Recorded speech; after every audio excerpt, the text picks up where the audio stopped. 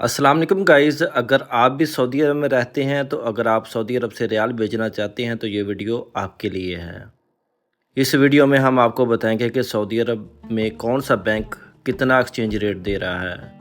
अगर आप पाकिस्तान रियाल बेचते हैं तो टॉप 1 पे हम किस बैंक को रखेंगे और बाकी इस बैंक में हम 6 बैंकों का तज़किरा करेंगे। टॉप 1 पे हम जिस बैंक को रखेंगे इस वीडियो में हम आपको बताएंगे और बाकी बैंकों के एक्सचेंज रेट के बारे में आपको मालूमात दी जाएगी। तो वीडियो लाजमी एंड तक देखना।